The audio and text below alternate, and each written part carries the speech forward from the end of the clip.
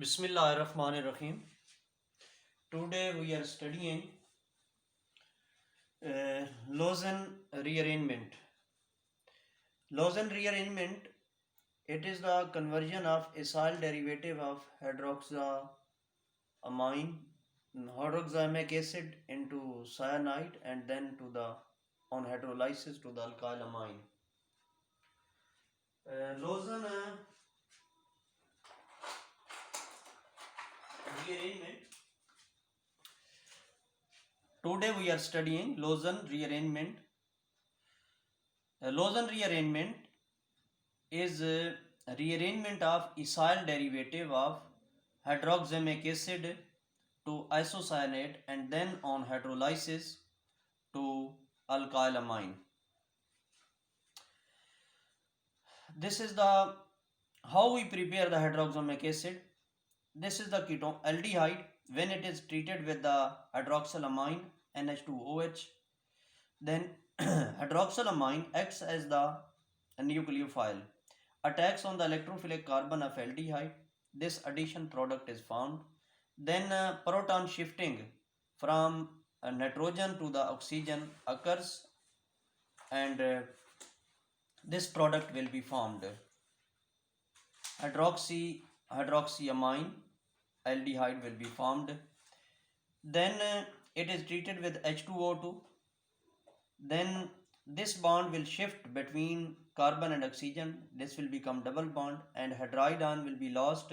H plus and H negative will react and take up oxygen from hydrogen peroxide and form the H2O. This will result in the hydroxyamic acid R C double bond O and NHOH. It means overall aldehydic H is replaced with the NHOH. When aldehydes are treated with the hydroxylamine, then we get the hydroxyamic acid. It can also be prepared by the carboxylic acid derivatives. When carboxylic acid derivatives are treated with hydroxylamine, so then derivative acyl attached group with the acyl group is replaced with the NHOH group. First of all, NH2 acts as the nucleophile. This will attack on the electrophilic carbon of carboxyl derivative, and then this Cl will take up electron and Cl and H proton from the NH will react and form the HCl, and this will become double bond between oxygen and carbon. This is the hydroxylamine. Simply we can say Cl is replaced with the NH, not NH2, NHOH. H from this nitrogen is lost and reacts with the Cl negative and forms the HCl. Now hydroxyamic acid, mechanism of the Lausanne rearrangement. Hydroxyamic acid, like this is the acyl chloride, halogen derivative of carboxylic acid, acyl chloride. Cl and H will combine. Hydroxyamic acid, H of hydroxyamic acid and Cl will combine and form the HCl. We get the acyl derivative of hydroxyamic acid. This H will be replaced with the acyl group. This is called the acyl derivative. This is the hydroxyamic acid. This is the acyl halide. When hydroxyamic acid is treated with the acyl halide, we get the acyl derivative. तो it is the rearrangement of acyl derivative of hydroxyamic acid.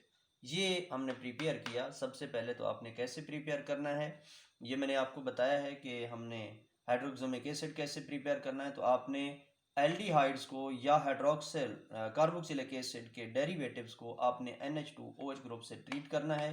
तो जो aldehyde का H है वो NHOH से replace हो जाएगा, या डेरिवेटिव ऑफ कार्बोक्सिलिक एसिड का जो हेलोजन है या जो भी उसमें वहाँ पे डेरिवेटिव में लगा होगा वो रिप्लेस हो जाएगा NHOH से. ये ओवरऑल रिएक्शन देख रहे हैं इसमें भी, और इसमें भी एंड रिजल्ट यही निकल रहा है कि इसमें H की जगह NHOH आ गया. तो this is the hydroxamic acid. अब इसका एसाइल डेरिवेटिव बनाना है तो आप इसे एसाइल हैलाइड से ट्रीट कर देंगे. This is the acyl halide.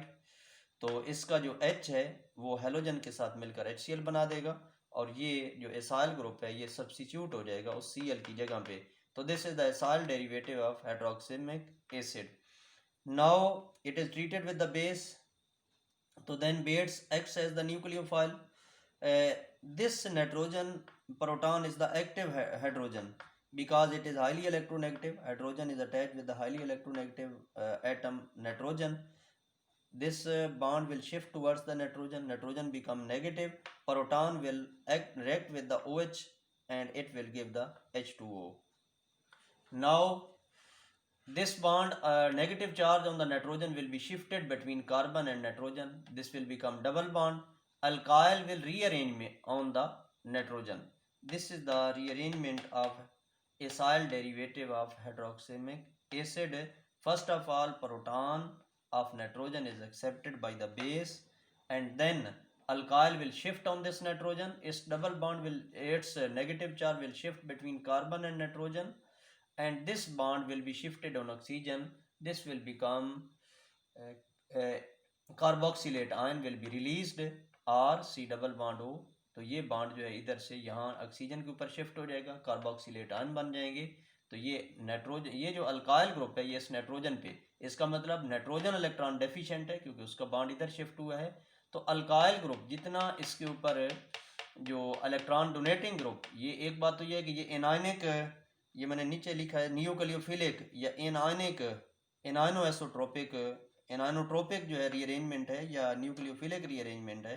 Electron releasing group on the migrating group, अगर एराइल ग्रुप के ऊपर या ये जो इलेक्ट्रॉन रिलीजिंग ग्रुप ज़्यादा लगा होगा तो उतना ही, क्योंकि ये एनायन के तौर पे यहाँ पे शिफ्ट हो रहा है, उतना ही इसका जो माइग्रेटरी इफेक्ट है वो भी ज़्यादा हो जाएगा, ये माइग्रेशन ज़्यादा हो जाएगी इसकी. और दूसरी बात यह है कि रेट ऑफ रिएक्शन बढ़ जाएगा. तो इट इज़ द न्यूक्लियोफिलिक और anionotropic rearrangement. Electron releasing group on the migrating group increases the rate of reaction. तो ये यहाँ नाइट्रोजन के साथ ये बन गया आइसोसायनेट.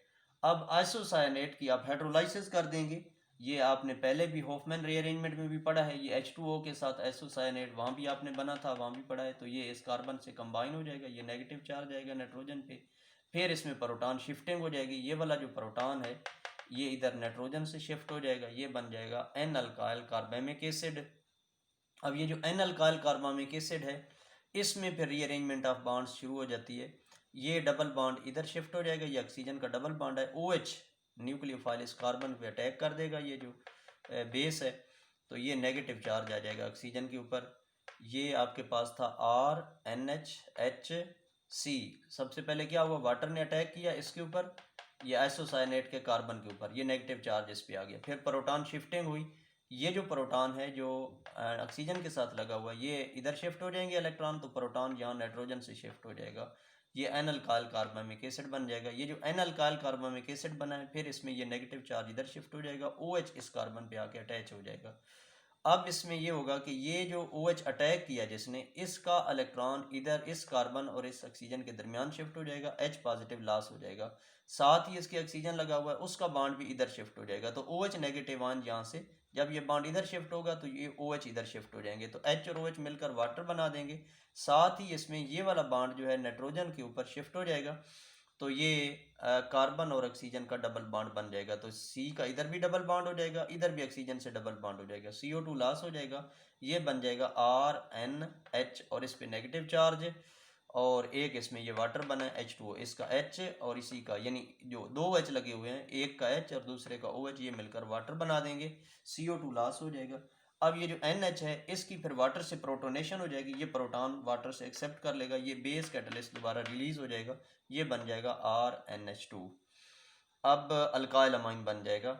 ये जो हाइड्रोक्सामिक एसिड है ये खुद भी रीअरेंज हो सकता है और ये खुद भी लोजन रीअरेंजमेंट शो करता है. हाइड्रोक्सल अमाइन हाइड्रोक्सामिक एसिड gives या shows also Lausanne rearrangement itself in strong acid. It has little application, इसकी applications नहीं है इसमें. हाइड्रोक्सामिक acid gives Lausanne rearrangement also itself in strong acid. होना ये चाहिए कि जब इसमें आप strong acid ऐड कर देते हैं तो ये खुद rearrangement शो करता है. वो किस तरह, this is the hydroxamic acid, HCl आपने ऐड किया इसमें, ये प्रोटॉन इस ऑक्सीजन के साथ शिफ्ट हो जाएगा तो ये बन जाएगा OH2 पॉजिटिव, अब इसमें से ये इलेक्ट्रॉन वापस H2 की तरफ शिफ्ट हो जाएंगे तो H2 लॉस हो जाएगा। अब इस नाइट्रोजन के ऊपर ये जो एक प्रोटॉन है इधर से ये वाला, ये एक अल्काइल ग्रुप है, ये कार्बन और ऑक्सीजन का डबल बॉन्ड है, ये नाइट्रोजन के साथ H लगा हुआ है, तो इस नाइट्रोजन पे चार्ज क्या आ जाएगा, पॉजिटिव आ जाएगा। इसलिए पॉजिटिव आया कि उससे OH2 जो है वो लॉस हुआ है। ये इसमें से ये नाइट्रोजन है, ये एक्चुअली ये आपके पास नाइट्रोजन है, ये है हाइड्रोक्सामिक एसिड है ये हमारे पास।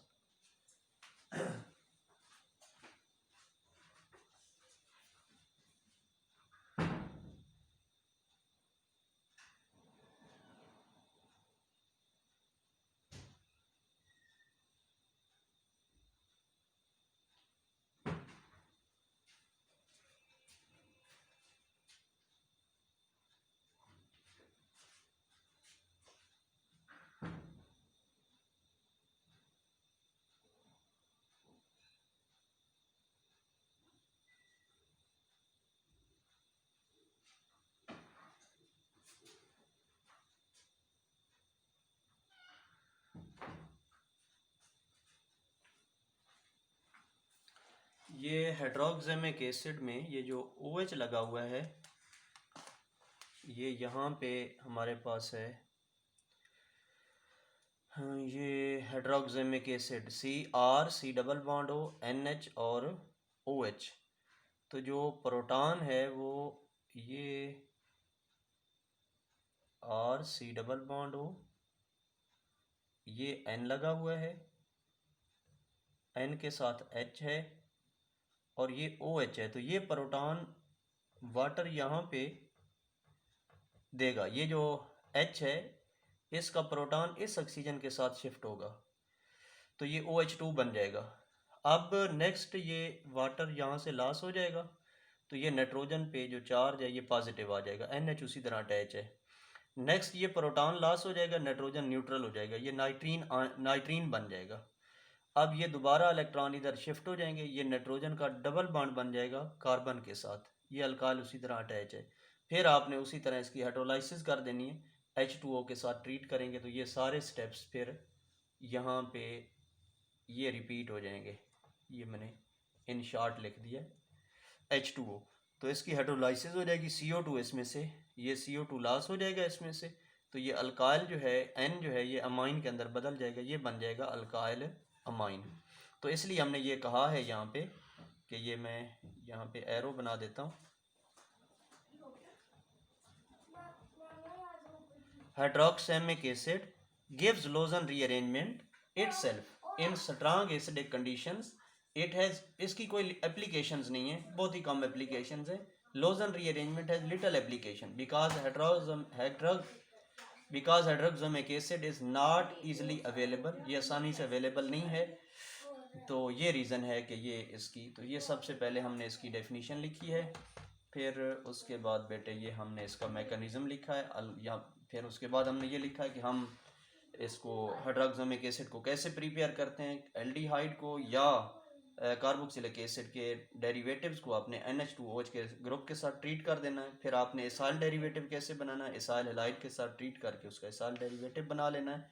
तो फिर ये इसाइल डेरिवेटिव जो है इसकी फिर वाटर के साथ ट्रीट करेंगे in the presence of acid या NaOH, तो ये आपके पास उसी तरह ये रीअरेंजमेंट शो करेगा। ये इसाइल डेरिवेटिव है तो इसाइल डेरिवेटिव जो है वो चेंज हो जाएगा आइसोसायनेट में, तो आइसोसायनेट की फिर हाइड्रोलाइसिस से अल्काइल अमाइन बन जाएंगे। तो थैंक यू, अल्लाह हाफिज़।